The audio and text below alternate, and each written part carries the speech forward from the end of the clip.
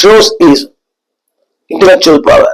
அவருடைய திறமைகளை, தாளந்துகளை, இன்றைக்கு அதிகமா திறமைகளை, தாளந்துகளை தான் மக்கள் வெளிப்படுத்துகிறார்கள். தேவ கிருபை வெளிப்படுத்துவதில்லை.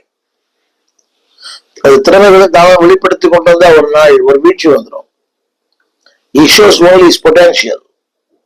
நீங்கள் கிருபைகளை வெளிப்படுத்துங்க. தேவ கிருபை உங்கள் வார்த்தையில் வெளிப்பட வேண்டும். தேவ கிருபை உங்கள் செயலில் வெளிப்பட வேண்டும். தேவ கிருபை உங்களுடைய வாழ்க்கையில் வெளிப்பட வேண்டும். People should see that.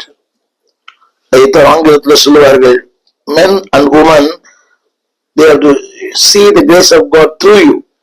உங்களுக்குள்ள தேவ கிருபை இருக்கிறது என்பதை உலகம் பார்க்கணும், உங்களில் பார்க்கணும், உங்கள் மூலமா பார்க்கணும்.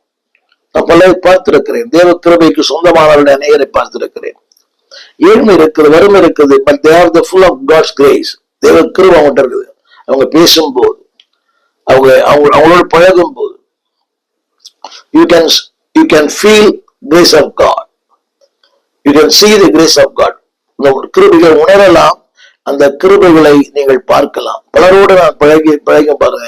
I can see அவரிடத்துல அந்த தேவ கிருபை இருக்கிறத நான் பார்க்கிறேன். படிக்காத எத்தனையோ ஊழியர்களோடு எனக்கு பழக்கம் உண்டு. கிராமத்து ஊழியரோடு எனக்கு பழக்கம் உண்டு. I have seen the grace of God. நகரத்தில் வாழ்கிறார்கள், வசதி, வாழ்ப்பு எல்லாம் இருக்குது. ஆனா அவருடைய அதாவது திறமை இருக்குது. நிறைய பேரை பார்த்திருக்கேன், எங்கிட்ட நிறைய பேர் இருக்கிறாங்க.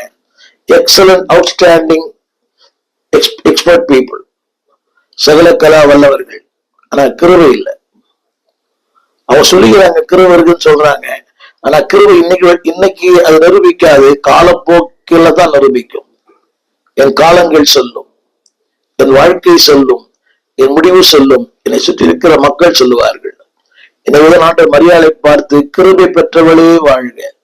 உங்களுக்குள்ள எல்லாம் இருக்கலாம், அறிவு, திறமை, திரண்ட ஆஸ்தி, உயர்ந்த கல்வி, செல்வாக்கு எல்லாம் இருக்கலாம். ஆனால் தேவ கிருபைக்கு இங்க சொந்தக்காரராய் மாறவில்லை என்றால் அர்த்தமே இல்லை. அது எனக்கும் பொருந்தும். I can speak, நான் பேசலாம், இல்ல சிறப்பா செய்யலாம், சிறப்பாக.